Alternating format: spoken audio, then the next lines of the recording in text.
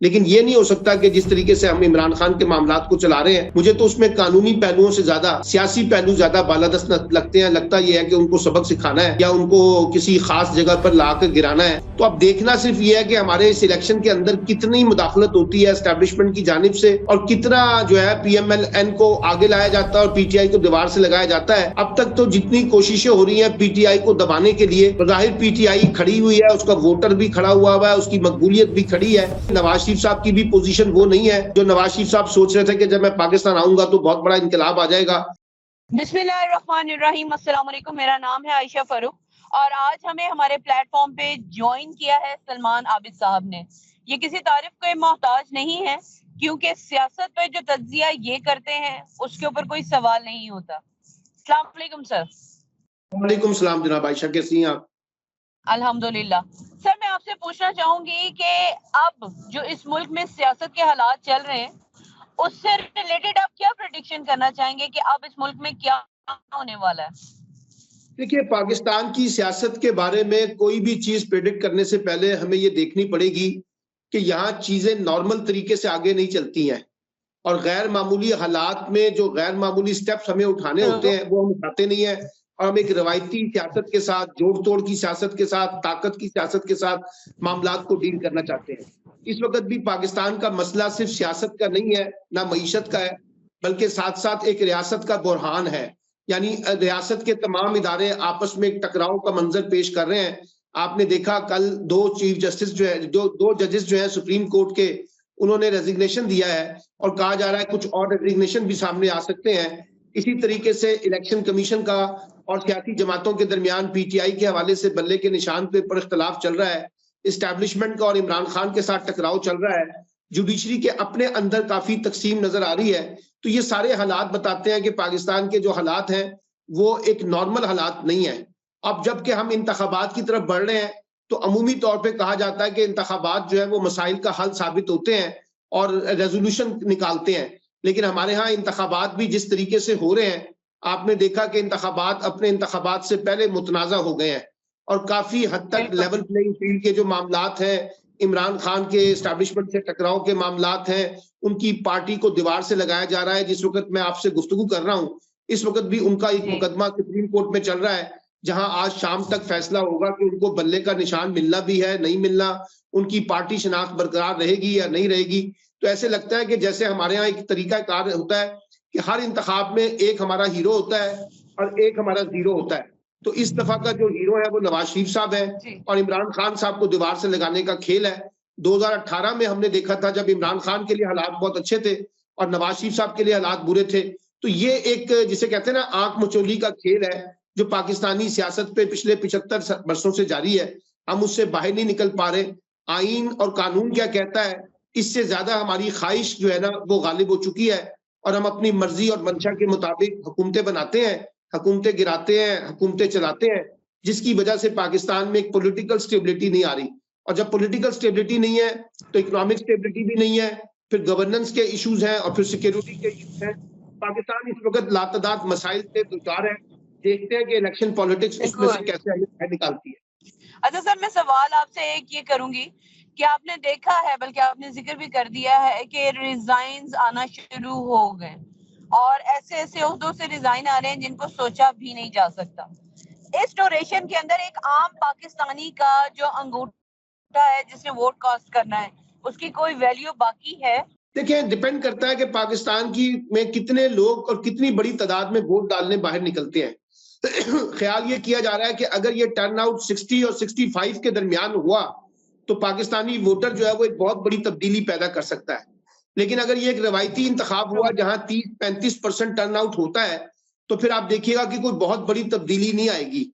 इस वक्त कोशिश ये हो रही है कि जो नौजवान हैं जिनकी तादाद 5,77,00,000 और 90,000 के करीब वोटर हैं और जो 46% बनते हैं टोटल वोट का, अगर ये एक बड़ी तादाद में 30-35% नौजवान वोट डालने बाहर निकल आए तो पाकिस्तान में फिर वोट के जरिए बहुत कुछ तब्दील हो सकता है।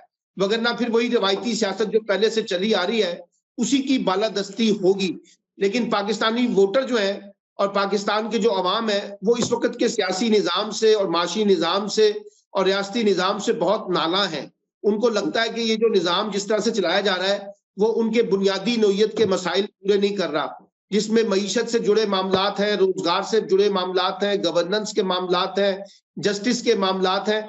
और यही वजह है कि नौजवान पाकिस्तान के मुस्तकबिल के बारे में जरा परेशान भी है और पाकिस्तान छोड़ के बाहर जाने की कोशिश कर रहा है। जी सर, अब मेरा सवाल आपसे ये है कि ये तो आपने बता दिया कि वोटर निकल आया तो इलेक्शन के हालात चेंज हो सकते हैं, लेकिन वोटर तो अभी देखने के लिए यही मिल रहा है कि तमाम वोटर का टिल्ट पीटीआई की तरफ है, जिसे खरीदा नहीं जा सकता।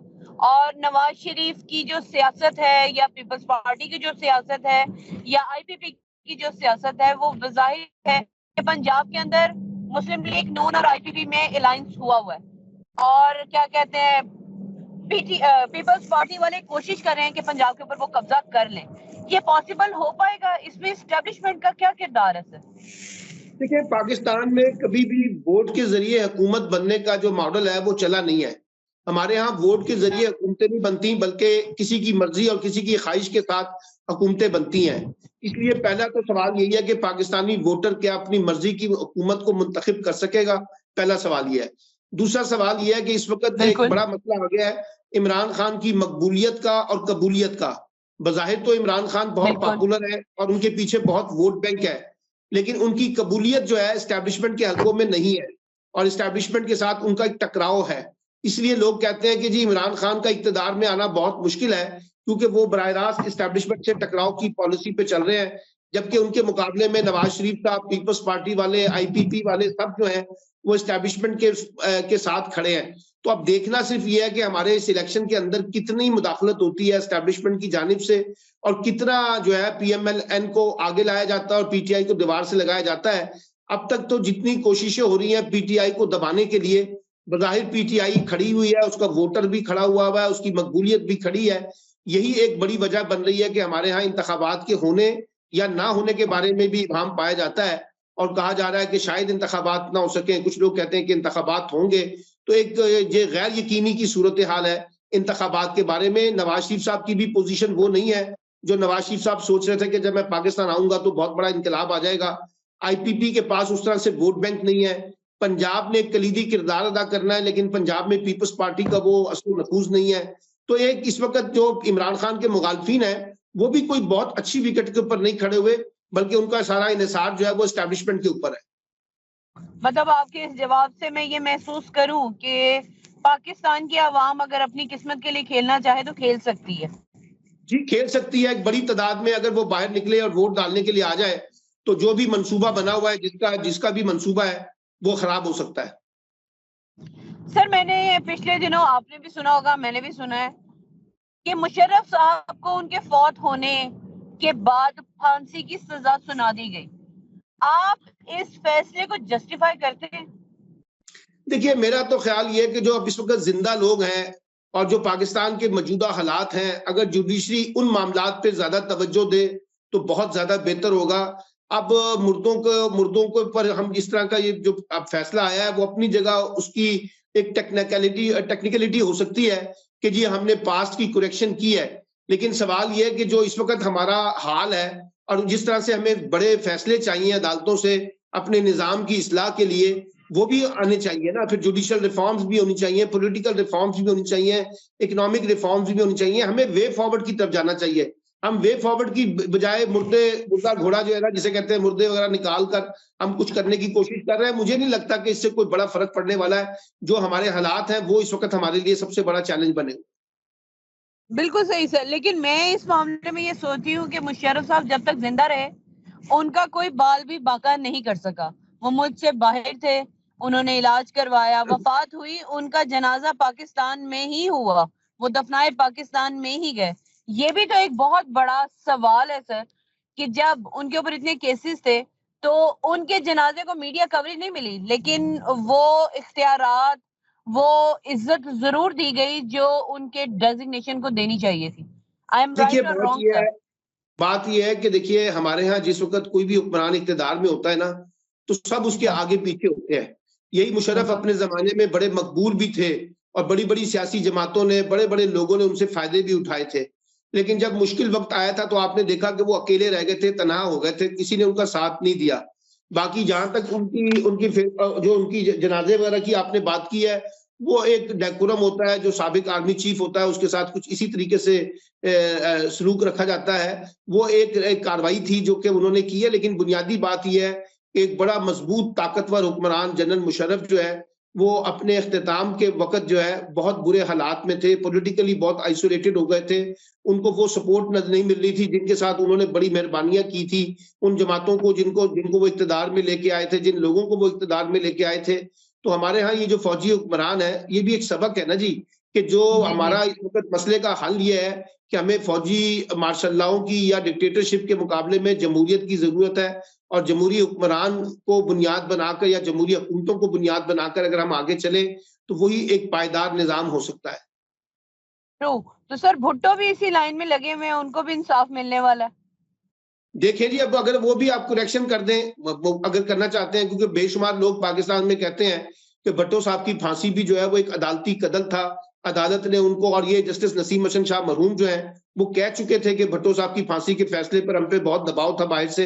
तो मेरा मतलब है कि वो भी करेक्शन हो सकती है, लेकिन मसला ये है, मैं फिर वही कह रहा हूं कि ये करेक्शन जरूर करें, मुझे इसमें कोई इतराज नहीं है, लेकिन वे फॉरवर्ड भी तो तलाश करें ना, जो इस वक्त पाकिस्तान के चैलेंजेस है। इस वक्त हमारी जुडिशरी कहाँ खड़ी है, ब्यूरोक्रेसी कहाँ खड़ी है, सियासत कहाँ खड़ी है, मईशत कहाँ खड़ी है, जमहूरियत कहाँ खड़ी है, लोग कहाँ खड़े हैं, सिक्योरिटी के हालात देखिए कितने बिगाड़ का शिकार है। ये जो सवालात हैं, और खास तौर पर जो पाकिस्तान का नौजवान है उसके जो हालात है माशी बदहाली के और रोजगार ना होने के, वो जो एक पूरा बम बना हुआ है, उसको कैसे डील करना है, इन मामलों पे भी तवज्जो देना पाकिस्तान की रियासती निजाम और पाकिस्तान का हुकूमती निजाम। सर ये दो सवाल करने के पीछे मेरा एक मकसद था। अब एक इंसाफ के कटहरे में एक और बड़ा पॉपुलर लीडर है इमरान खान, जिसे एस्टेब्लिशमेंट कैद करने के बाद भी संभाल नहीं पा रही। क्या उसको इंसाफ मिलेगा या फिर कोई एक तारीख दोहराई जाने वाली है?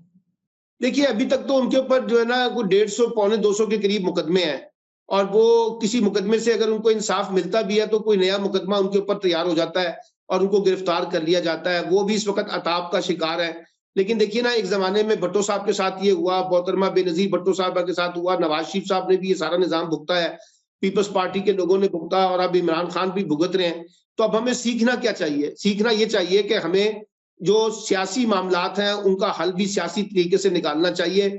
ये जो हम डंडे के जोर पे अदारों को इस्तेमाल करते हैं, कभी नैब को, कभी अदालतों को, किसी की हिमायत में, किसी की मुखालफत में, इस खेल से हमें बाहर निकलना चाहिए। आपने देखा ना, नवाज शरीफ साहब को जब कुछ कहा, जो कुछ अदालतों ने किया, अब वही अदालतें उनको रिलीफ भी दे रही हैं, उनके मुकदमे भी खत्म कर रही हैं, उनको मासूम बनाकर भी पेश कर रही हैं।